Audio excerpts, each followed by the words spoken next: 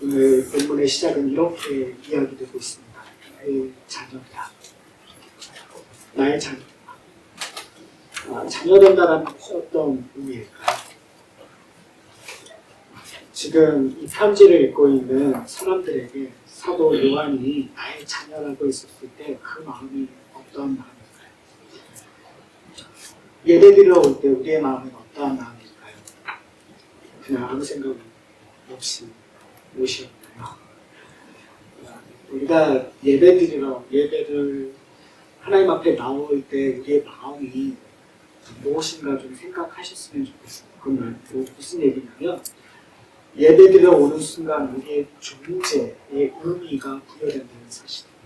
아니, 존재의 의미가 부여됐기 때문에 예배에 나오는 거겠죠. 그 말은 뭐냐면 하나님의 자녀된다는 거죠. 사실은 내 자녀들아 있었을 때 이 편지를 읽는 사람들의 마음은 단순히 사도 요한과 함께 그를 사도로 섬기면서 함께 그 공동체적인 생활을 했었기 때문에 할아버지 같은 마음, 아버지 같은 마음에서의 자녀라는 소리를 듣는 것 이상일 수 있다는 거죠. 그건 무슨 말이냐면 지금 요한 1서에서 끊임없이 얘기되었었던 것이 사도 요한이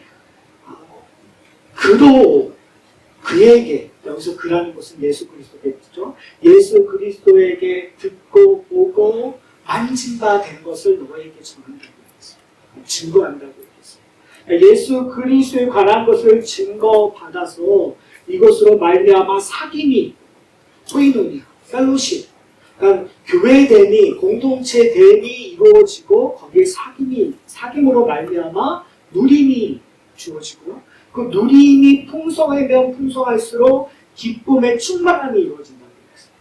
그러니까 지금 여기서 얘기해본 나의 자녀라는 이 말 속에서는요, 지난주에 얘기했던 것처럼 하나님이 빛이시니라, 다른 말로 얘기하면 빛으로 우리에게 보여주시는 하나님의 영광이 임하는 그 공동체 안에 있기 때문에 우리는 하나님의 자녀입니다.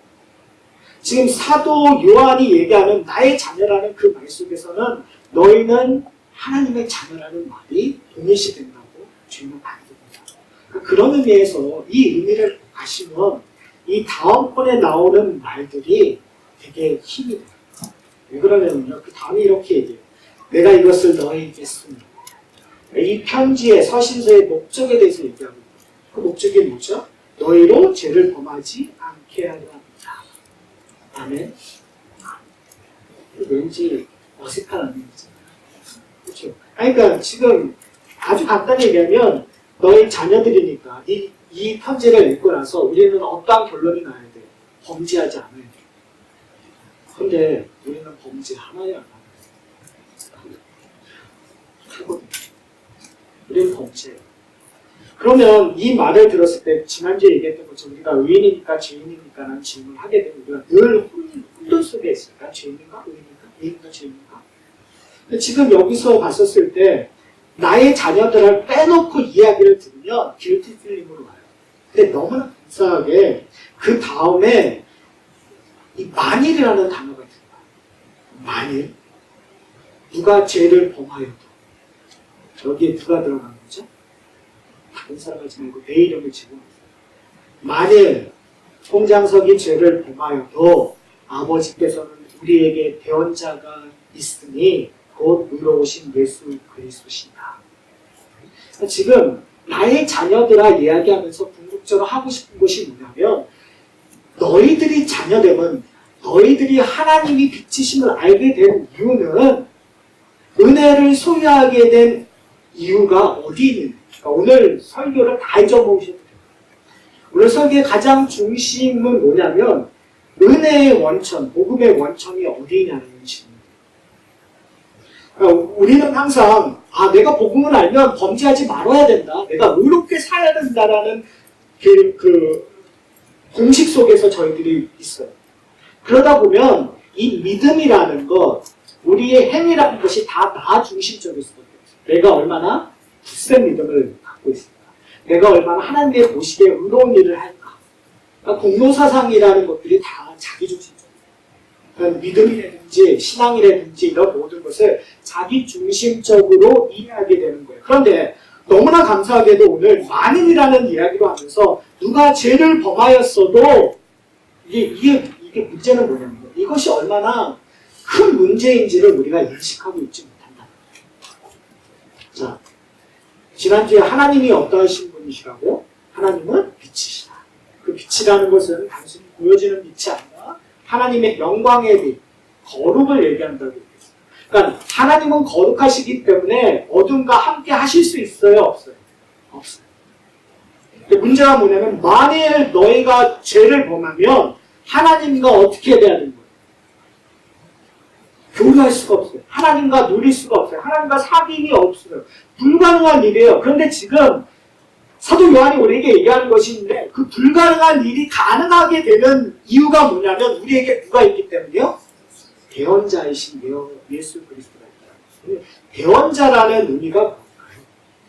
누군가에게 청원한다. 누군가 대신 우리를 하나님 앞에 나아가 주신다는 거예요. 그러니까 우리가 좀 이해를 해야 되는 것이 뭐냐면 예배에 나온다라는 개념은 구약적인 개념을 한번 생각해보세요. 저희가 하나님의 성전에 나간다는 의미는 일반 사람들은 하나님의 성전에 나갈 수가 없어요.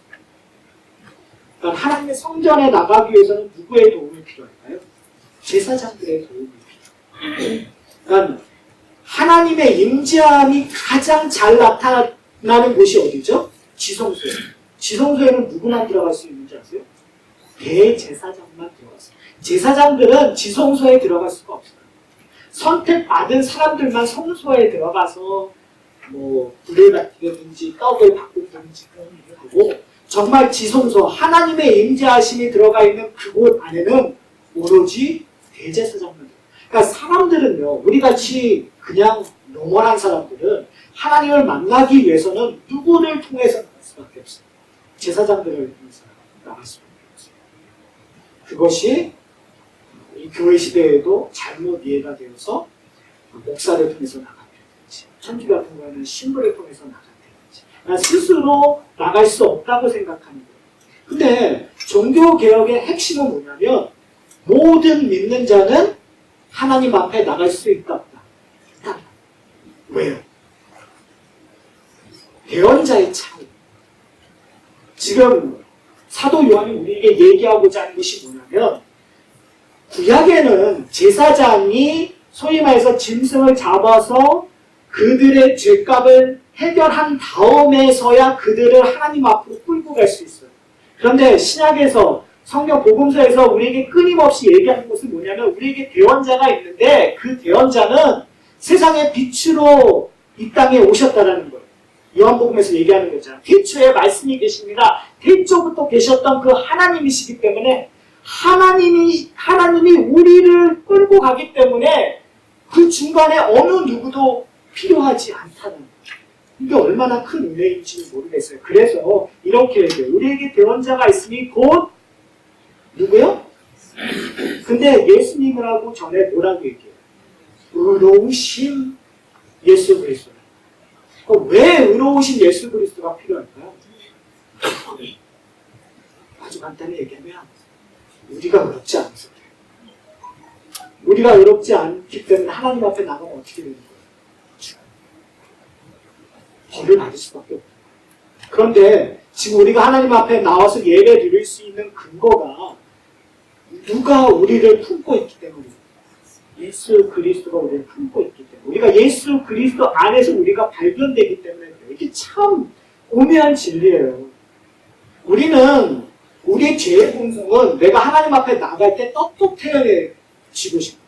내가 내 능력으로 하나님 앞에 나가고 싶은 거예요. 내가 일주일 열심히 살아서 하나님 앞에 담대하게 헌금도 하고 내가 봉사도 하고 내 능력을 최대치로 보여주는 것, 그래서 찬양도 크게 하고 내가 아멘도 열심히 하고 뭐든지 다 하는 것처럼 보여지는 것이 내 욕망 속에서 있어요.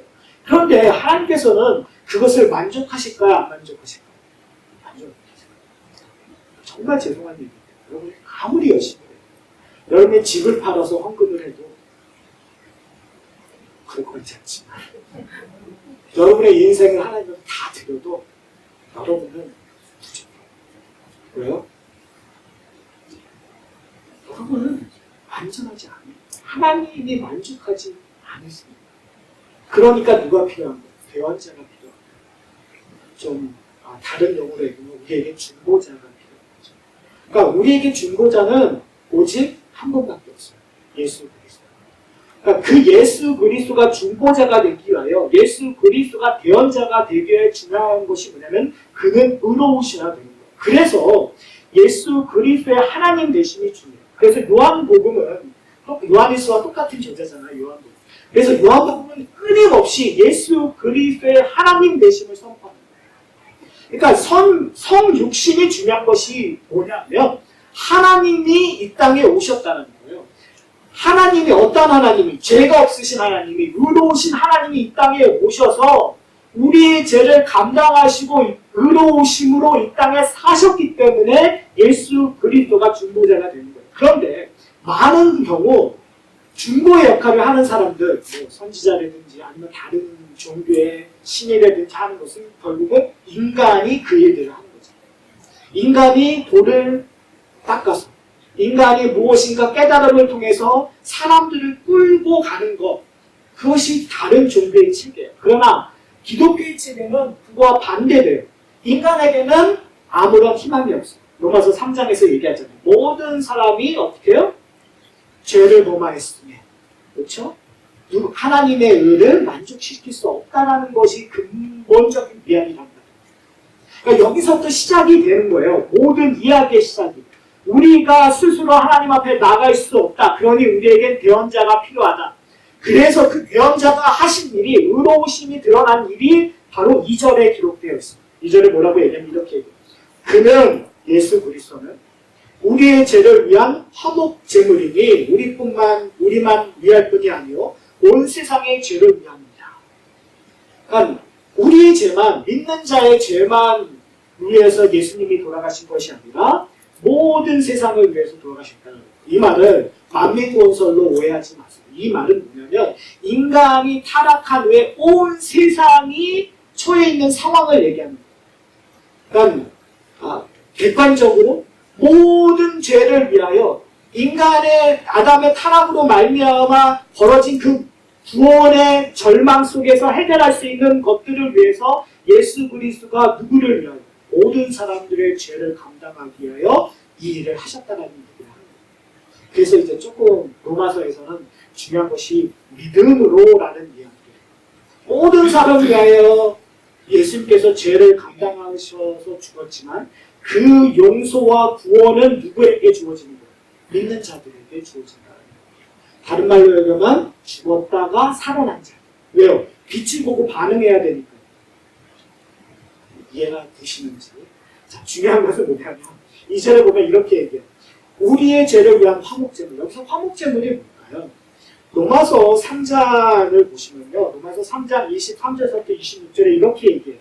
모든 사람이 죄를 범하였으며 하나님의 영광에 이르지 못하더니 그리스도 예수 안에 있는 속량으로 말미암아 하나님의 은혜로 값없이 의롭다 하심을 얻은 자가 되었느니라.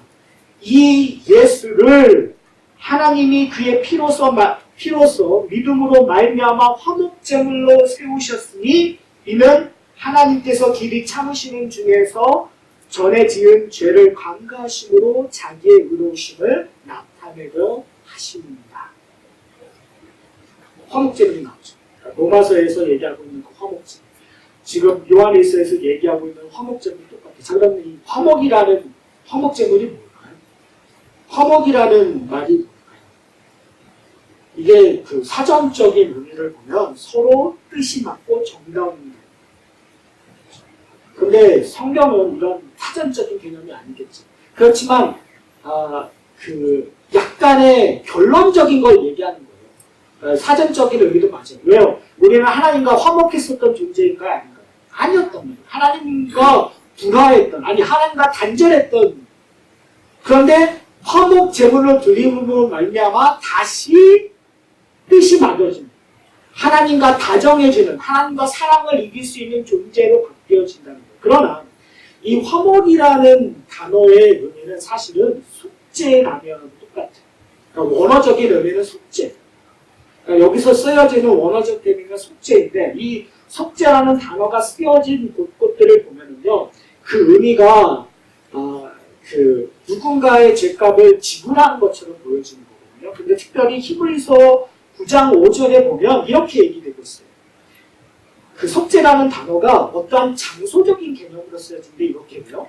그 위에 속죄소를 덮은 영광의 그룹들이 있으니 이것들에 관하여 이제 낱낱이 말할 수 있노라 라고 얘기해서 속죄소라는 단어가 나와요. 그러니까 똑같은 단어. 이게 뭐냐면 속죄소가 뭔지 아세요? 속죄소는 언약궤를 덮는 거예요. 언약궤가 어디에 있죠? 아까 얘기했던 지성소에 있어요. 그러니까 지성소는 누구만 들어갈 수 있어요? 대제사장만 들어갈 수 있어요. 그러니까 언약궤 안에 뭐가 들어가 있죠? 이제 여러분 외우시잖아요.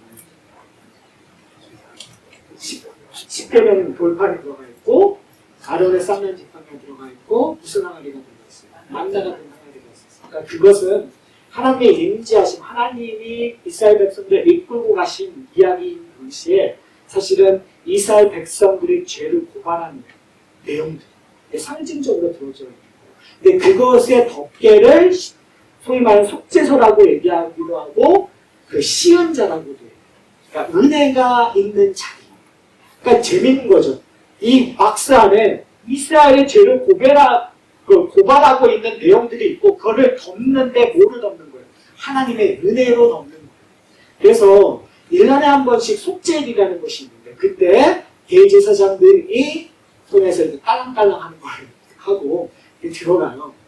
그리고 가서 뭘 하냐면 피를 가지고 거기에다 뿌려요. 그러니까 뭐냐면 이게 여러분 한번 이렇게 그림을 그려보세요.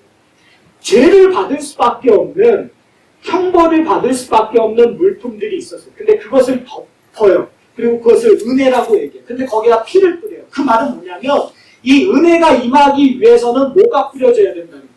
피가 뿌려져야 돼요. 그건 누구의 피예요? 나와 상관없는 다른 사람의 피예요. 그러니까 내가 죽어야 되는데 그러니까 항상 구약에서 그 아브라함과 언약을 맺을 때도 그렇고 제사에도 얘기했고 누가 죽어야 되냐면 죄를 지은 당사자가 죽어야 되는데 하나님께서는 그 당사자를 죽이지 않으세요. 왜요? 은혜 언약을 주셨어요. 그러니까 누구를 죽이고 제물을 죽여서 그 죄를 대신하는 거예요. 그래서 이 제사를 드릴 때 어떤 일들을 하냐면요. 레위 같은 데 보면은 이렇게 얘기해요. 제가 성경 구절 다 읽지 않고 보통 그 제사를 드리기 갈 때 항상 뭘 가져가죠? 제물을 가져가잖아요. 그거 양이 되었든 소가 되었든 들고 가면서 그 제사장하고 어떤 일을 하냐면요. 이걸 들고 가서 이 죽이기 전에 자기가 그의 머리, 양의 머리든 소의 머리에다 대고 이 예식을 해요. 그 말은 뭐냐면 내 죄가 이 제물에게 뭐가 된 거예요? 전가된다. 이게 어떻게 보면 신학적으로 되게 중요한 용어이기도 하지만 여러분 그냥 내 죄가 그에게 전가되는 거예요. 그러니까 이 제물은 내 죄를 대신하는 거죠.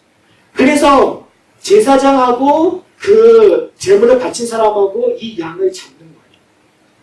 그리고 이 양을 잡아서 번제를 드리고 이 피를 뿌리는 일들을 통해서 누가 죽는 거예요? 양이 죽기도 하지만 이 제물이 죽기도 하지만 누가 죽는 거예요? 내가 죽는 거예요. 그러니까 우리가 예배 앞에 온다는 건 우리가 제사 드린다고 얘기하잖아요. 그런 의미에서 우리가 온다라는 것은 뭐냐면 내가 죽었다라는 걸 고백하는 거잖아요. 근데 우리가 죽었다라고 고백하는데 너무 당당한 게 나오잖아요. 그러니까 누가 나를 위해서 죽으셔야 돼요. 그게 누구예요? 예수 그리스도예요. 그러니까 예수 그리스도가 나를 위해 십자가에 달려 죽으셨다라는 것을 이해하지 않으면 예배는 아무런 의미 없는 행동이 돼요. 왜요? 내 죄가 전가 안 됐습니다. 이럴 때 옆에 분 보시면 안 돼요. 특별히 남편 한 번 보시면 남편이 여러분을 위해서 죽을 수 없어요. 제가 개헌태예요. 안 죽어요. 그리고 심지어 죽는다고 해도 아무 의미 없어요. 되게 극단적이죠. 그런데 사랑이라는 그런 거예요. 인간의 사랑. 그렇지 않다고 마음속으로 믿지만 무슨 말이냐면 인간이 할 수 없는 일을 하나님이 하셨다는 얘기는 뭐냐면 그 전에 인간이 노력을 했을까 안 했을까? 했단 말이에요. 안 되니까 하나님이 하신 거예요. 그렇죠? 그런데 그 일들을 어떻게 하냐면 예수님께 지금 여기서 화목제물 되셨다라는 것은 뭐냐면 베드로전서 1장 19절에 이렇게 얘기해요.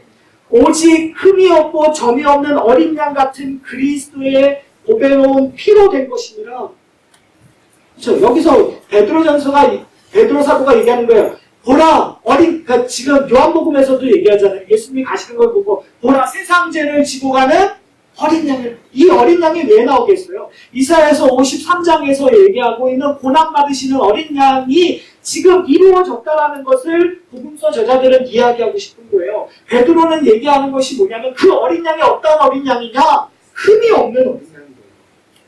점이 없는 어린 양이래요. 그 말은 뭐냐면 의로운 어린 양이 죽음으로 말미암아 누구의 의를 만족시켰다고요? 하나님의 의를 만족시켰다. 그러니까 그가 우리의 뭐가 되시는 거예요? 구원자가 되셨어요. 우리의 중보자가 돼요. 그러니까 이제 우리는 하나님 앞에 나갈 수 있는 존재가 되었다.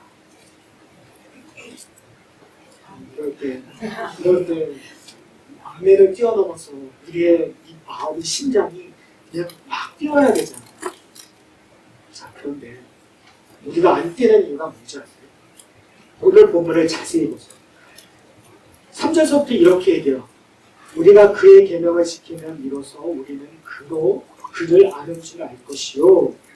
그를 아노라 하고 그의 계명을 지키지 아니하는 자는 거짓말하는 자요. 진리가 그 속에 있지 아니하되. 그래서 지금 계속 3절서부터 4절, 5절, 6절 계속 반복되고 있는 단어 중에 하나가 뭐냐면 그의 계명을 지키고 말씀을 지키는 얘기예요. 그러니까 지금 우리가 오해하고 있는 것 중에 하나가 예수를 믿으면 그 1절에 얘기하는 것처럼 죄를 범하지 않는 것, 우리가 보통 예수를 믿으면서 난 죄를 어떻게 범하지 않을까라는 의식적인 생각이 있어요. 그걸 소위 우리식으로 얘기하면 수동적인 순종이라고 얘기할 수 있어요. 그러니까 죄를 범하지 않는 것. 그러니까 우리가 그러잖아요. 난 살인하지 않았어. 나는 저 사람들처럼 어떤 죄를 짓지 않았어. 나는 저 사람과 달러를 우리 기독교의 잘못된 것보다는 어떻게 표현할까요? 유아적인, 아직 믿음이 성숙하지 않은 자들이 하는 것들이 뭐냐면 나는 죄를 짓지 않았어. 범죄하지 않았어. 너무 만족하는 신앙입니다. 그러니까 우리가 항상 어디 기쁨까지 하면 예수님께서 나를 위해 십자가를 달려 죽으셔서 그래서 내 죄가 깨끗해졌어. 그래서 나는 죄를 짓지 않는 존재가 되었어. 왜요? 우리가 항상 이게 수학처럼 우리는 생각해요. 제가 지난주에 교집합을 얘기했을 때 우리 항상 수학적인 개념으로 우리를 인식한다고. 그래서 예수님과 내가 공통분모가 뭔가, 이 공통분모가 점점 커질 거라는 그런 수학적인 개념이잖아요. 마찬가지로 여기서도 죄를 범하지 않는다는 것은 수학적인 개념으로 얘기해요. 왜? 예수님이 내 죄를 깨끗하게 하셨습니다. 내가 구원받는 순간 어떻게 된 거예요? 천이었던 내 죄값이 뭐가 된 거예요? 제로가 됐어요. 그러니까 이제 제로섬이니까 이제 어떻게 해야 되는 거예요?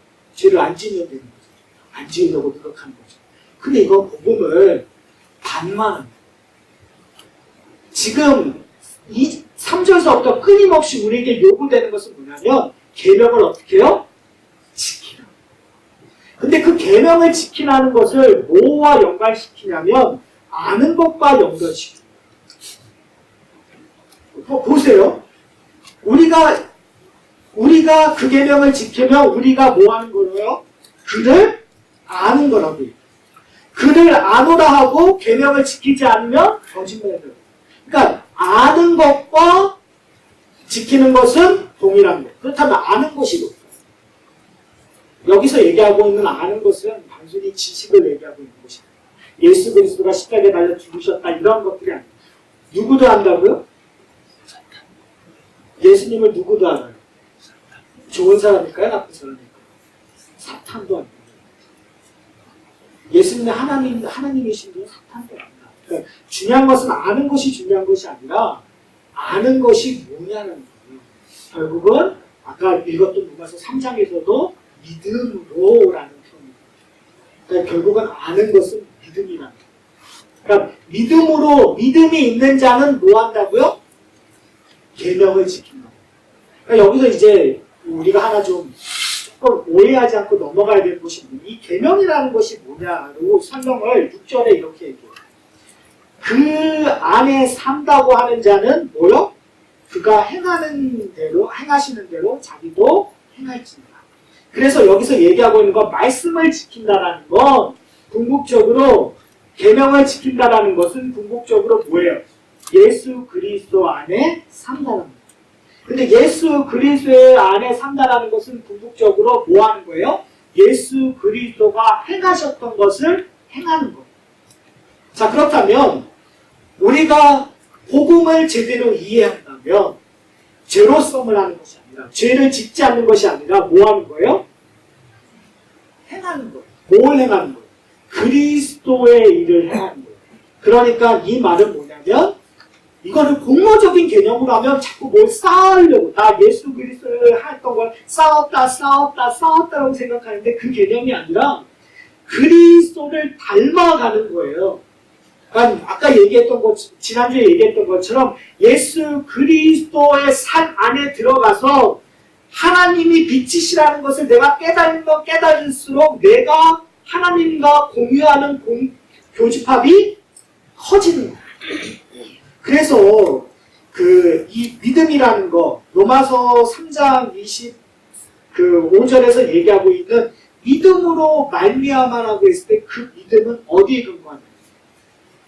여러분, 모세가 출애굽해서 홍해 앞에서 그 홍해 앞에 두고 비는 애굽 병사가 왔었을 때 과연 모세가 가졌던 믿음은 뭘까요? 어떤 믿음일까요? 이제 죽었구나. 다들 죽었다고 야단 냈을 때 모세는 과연 무엇을 믿었을까요?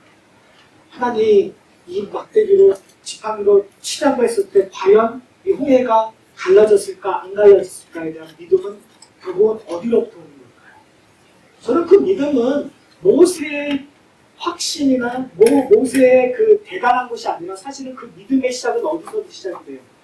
가시덤불에서 그러니까 하나님을 대변했었을 때서부터 시작이 돼요. 하나님을 만났을 때서.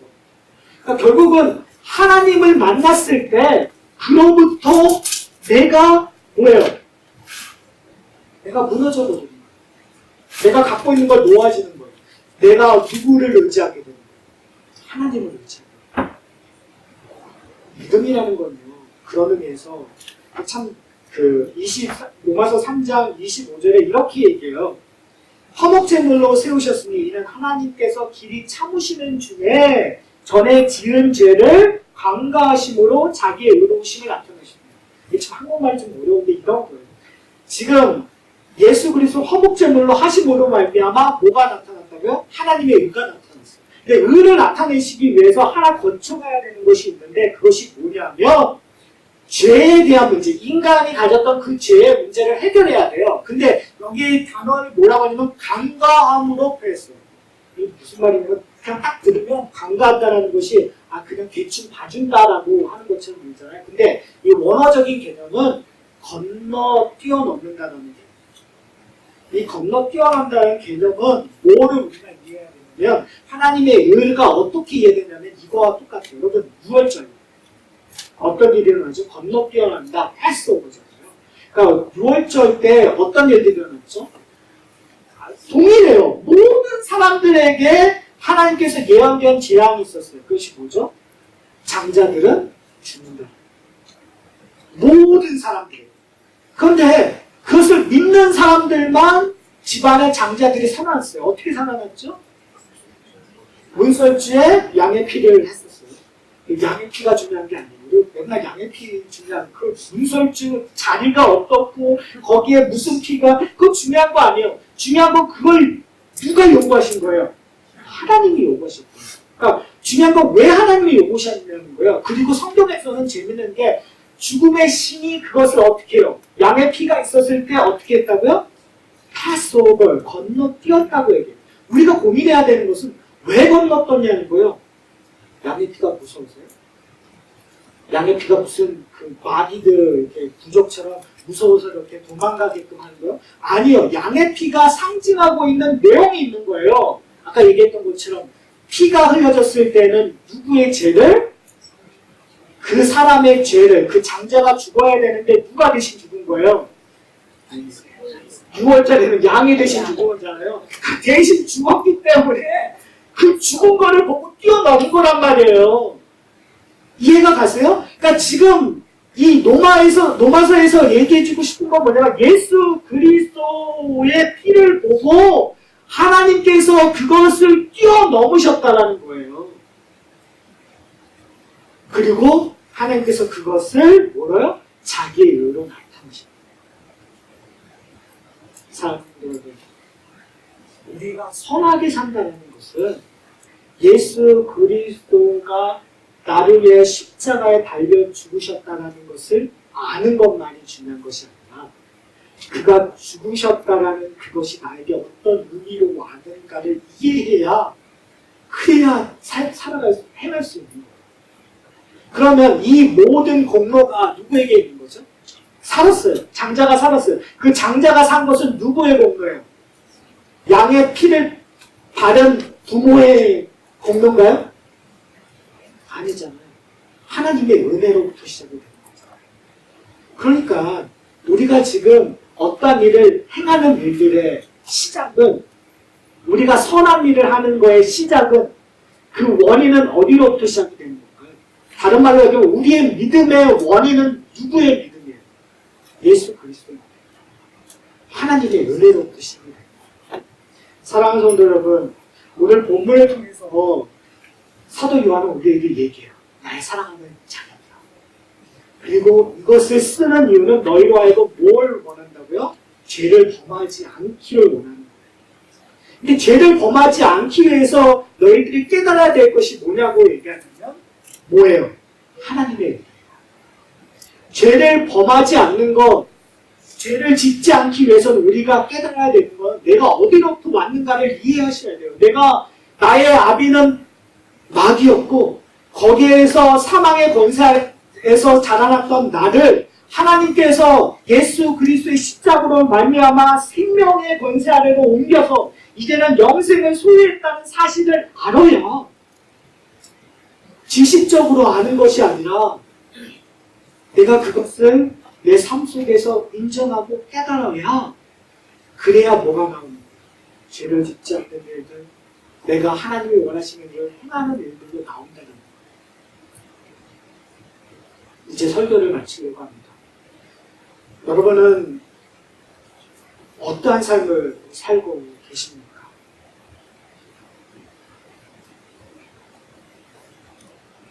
어쩌면 우리는 바리새인들처럼 이거 하지 말라고 했으니까 하지 말자. 지금 되게 수동적으로 우리 신앙생활을 하고 계십니까? 아니면 불안해서 신앙생활을 하고 계십니까? 나는 이러다 보면 천국 안 갈 것 같아. 내가 좀 더 열심히 해야지. 천국 가야 되니까. 만약에 그러면 여러분 보이는 게 없어요. 왜요?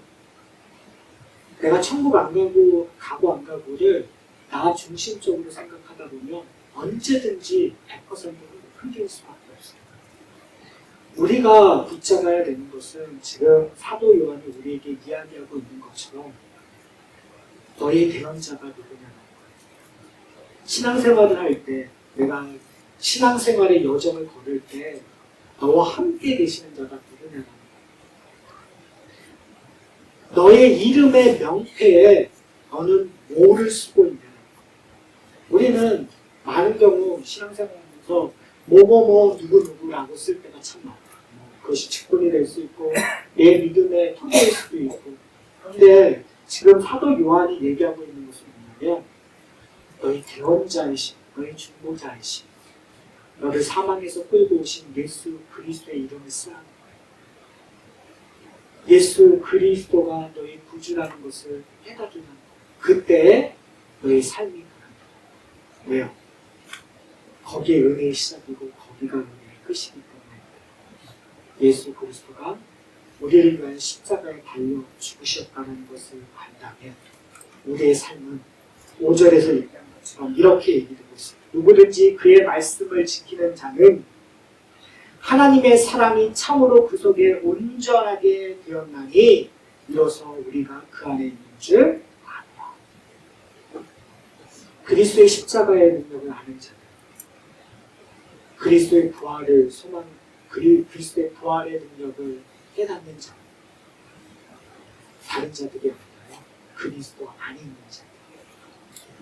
사랑하는 성도 여러분, 이제 우리는 우리의 믿음을 증거하는 것이 아니라 예수 그리스도의 믿음으로 사는 우리를 증거하는 자입니다. 그렇기 때문에 그 증거는 무엇으로 나타나야 되냐면 그리스도의 삶을 닮아가는 겁니다. 그리스도의 행함으로 나타납니다. 이제 조금 아주 프랙티컬한 현실적인 이야기로 설교를 마치는 겁니다. 그리스도를 닮아간다는 것, 그리스도를 행한다는 건 뭘까요?